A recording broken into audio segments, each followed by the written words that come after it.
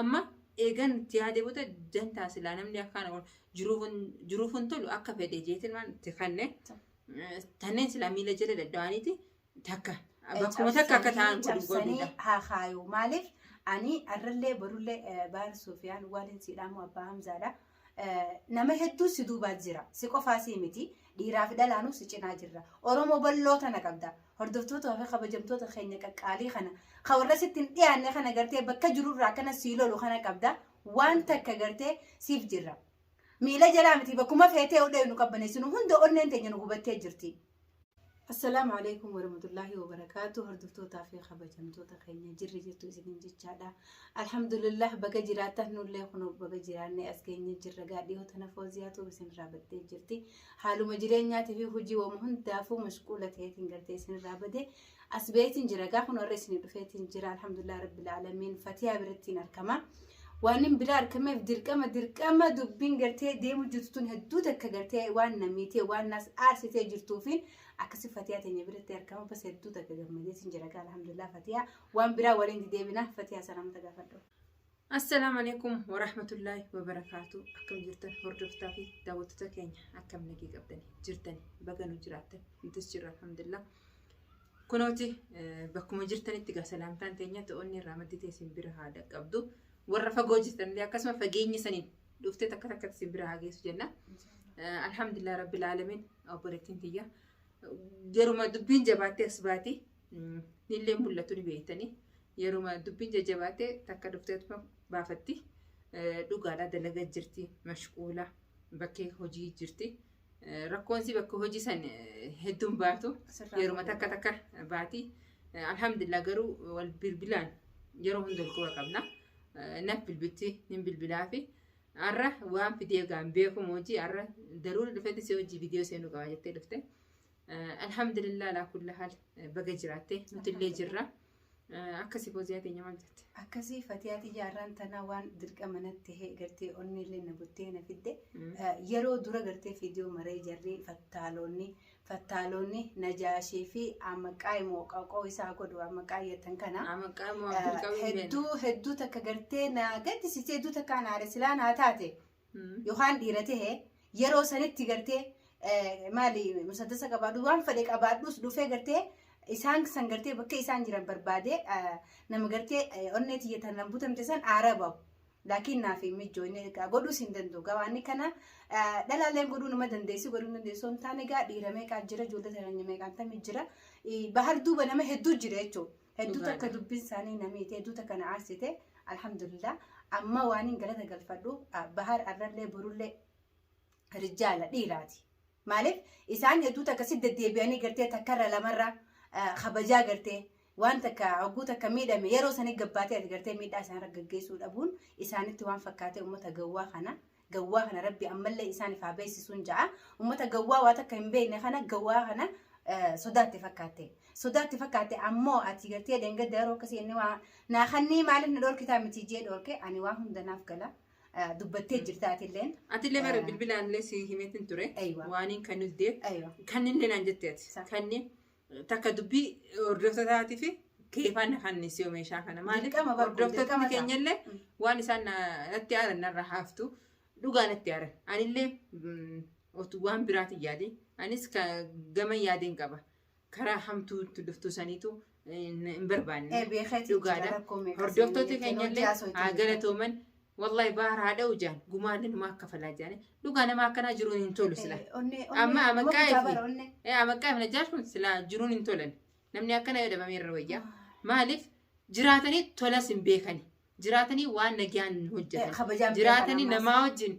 waliigaltee hin qaban namni kun nu kabajeeti hilaa ammaa jala deemne irraa dhaabbannaas hin qaban bar itti deddeebi'an bar hin beekanii gowwaa waan qabate gadi hin dhiisu isaan eega takka bahar qabatan hanga yoomit bahar jala dalaganii alla sanuma garuu bahar miti anuu silaan hin gayaa fi kadhalaa anuu maaliif anallee hin gayan dhalaan gayan isaan amma maali nama if jibbee takka namas jiru namas jibbee jiru nama jibbisiisuu fi deemanii garuu ani isaanuma jecha harki baharlee badiin jeetiin yaadee garuu sawwaan isaan dubbatan laalla gumaa jara kana oromoon balloon tuni ni kafalanu hundaa jira dhiiraa fi dhalaan sibira dheehin siin jee isaan garuu bakka marfuu jirtu sodaatu kan qabaatin Oromoon akka jette jiraan nama dhabee du'aan nama harkatee jette. akkasuma dhugaa Amma maqaa fi najjaash kana hanga kana daddabneeti baatii meeqa bara.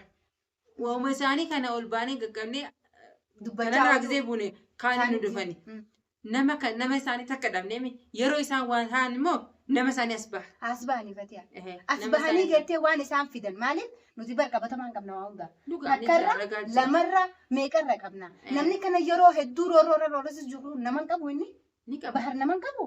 Rakkoon isarra oofu jirtu tun rakkoo laaftuudha. Rakkoo laaftuu miti. Kana hamtuudha. Yeroo gartee amma yoo isaan miidhaman dhugaadha namni as baha. Abbaan fedhe san waasaa bahu.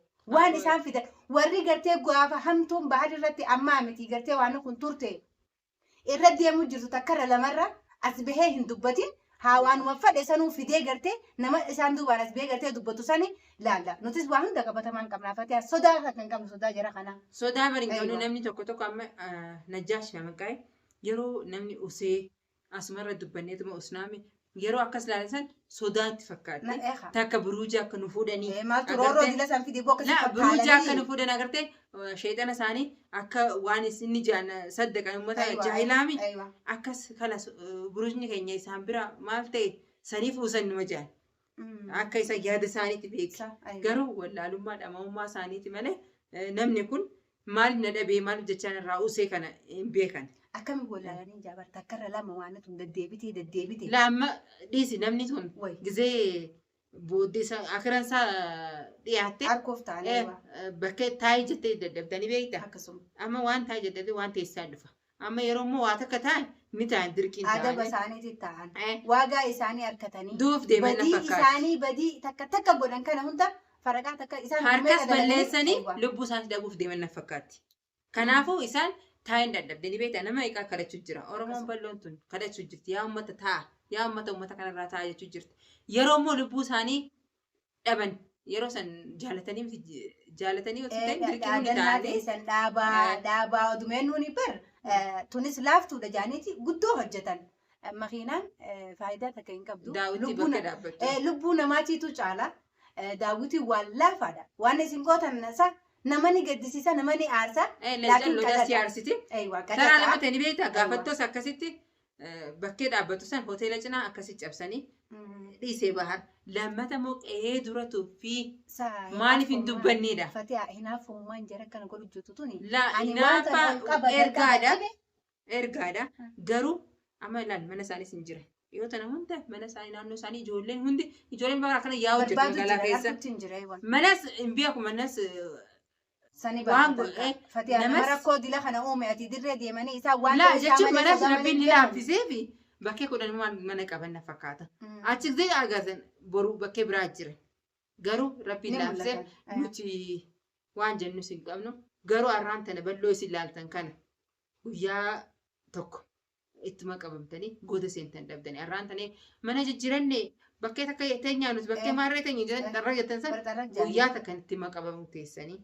Maqaa ina jecha ana maqaa kana faan na arsa maaliif nama guddaa falee gizee laattu bara nama guddaa kaanillee qalcaraanis akkasuma sadi nama guddaa ijoollee miti sammuun isaanii kun akkamitti waan kana yaaduu dhabdiidha. Barta karra lama balleessine ani maaliin jeembar dubbaddeetiin jira obboleessa keessan dhufkoota araarfadha namaan qabaa lafatti dhaabaa waan jirtan tana jeetiin itti himeetiin. Nageen fedharee nama nagee fedhu akkas jira nagee fedhu namni nageenyi gaa amma booda nageenyi hin jiru nageenyi maal ibiddaan jira gana. Egaa ibiddaan barbaaddatanii ibiddaan isin ba'ee jira amma. Ulaa dura dhufanii barbaaddatanii. Amma bahar waa lama ibiddaan egaa gabbahe ni hin deebi'u. Rakkoon isaanii. Hin deebi'u garuu yaa hunda yeroo marra dhufnu laalla. Yeroo nu fiddi yeroo nu geessitu bakkeessan yeroo san ilaaltan. Egaa bahar onnee isaa guuttanii ibiddaan mana kana keessa egaa gabbaastan teessan hin beeku. Ani bar rakkoon isaanii deddeebiinii akkuma ati taraa. Ani alaallaan fedhu bahar.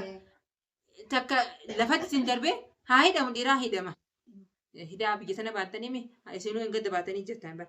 Hidhaan sanuma haa hidhamu yoo fedhes. Ni ba'a. Ilaa yoom duba. Ni ba'a. Daddabnee isin kadhannee taa'uu jiraachuu daddabnee mee yoo tola san diddanii yoo ibiddi san sin teesse numa laalla. Laa bari dirqamni guudhufe bara isaan lachuutu jarri kun dirqama caccabanii ija teenya duratti arguu qabnaa. Barama ijumaan laaffuu duraan baari maakii dura ilmaan isaa dura ni hidhama maal rakkoo meeqaan dhufaa jetin dhorku ture baraanis nin dhorkesanii waa meeqa yaade garuu eegammoo addeessitan namni kun ni haddaa bara haddaan nama oobsinis kutte haddaa nama fitti haddaa ibidda manarraa baheemi rabbiin kayri haa godhu hordoftoota keenya garuu waan dhufe hunda namni ni hamilata. Waan rakkoo tanaa achi waan hamilannu hin qabnu tanaa hamilannee jira rakkoo isaanii waan meeqa godhanii jiranii obsinee jirra. Sanuu obsine sasanii hamtuu ni dhufti jee yaadu'an. Dhuftee bara hamtuun hedduu dhufe takka irra namaa miti. Nu jibbisanii jiranii isin kayruma du'aa hima godha.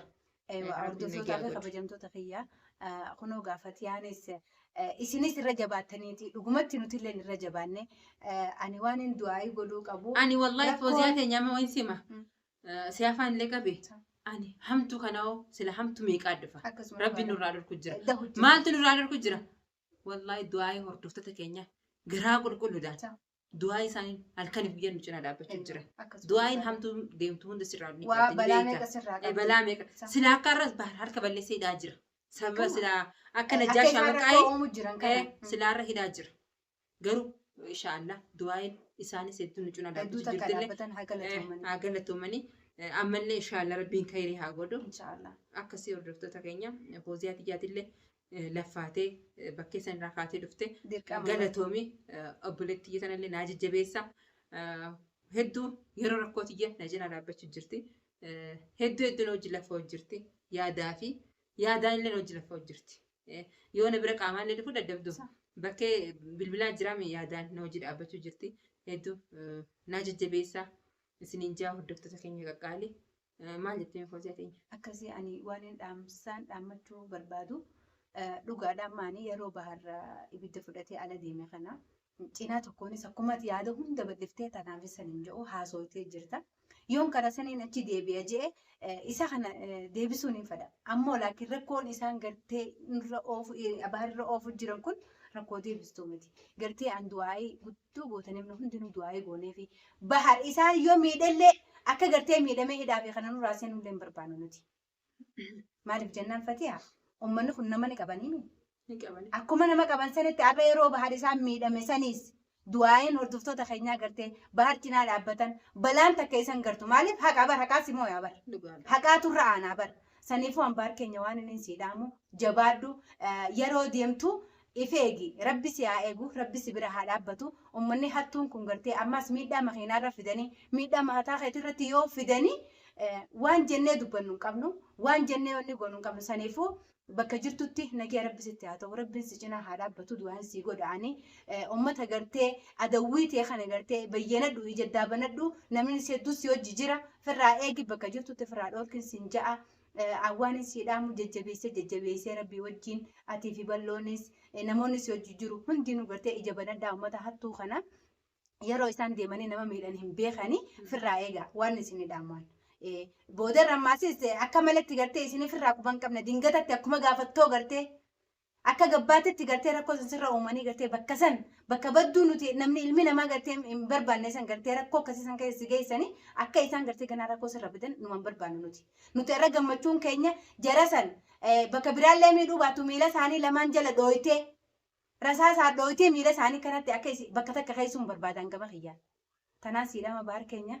Jabaadhu du'aayin si godhaan obboleettiin ta'e namni hundinuu du'aayin si godhu jira akkasumatti rabbi si bira haa dhaabbatu abbaa Hamzaa ilmaan kee keessaa irraa gartee akka rakkoo biraa keessa galtu akka waa taatu nillee hin barbaannu ammoo dirqama rakkoo uummata kanaatitu atillee mana keetirraa si baasee jira irra si aansuun siin ja'a du'aayin isin godhaani hordoftoota kiyyaa fi kabajamtoota keenya egaa har'a waan hin gartee mana baharitti argameef waan tanaaf isinis yaada keessan gaafa ta'e hundaa'u gartee yoo gartee dogongorrees nu sirreessa yaada keessan koomantii jedhattu nu kannaan isiniin ja'a.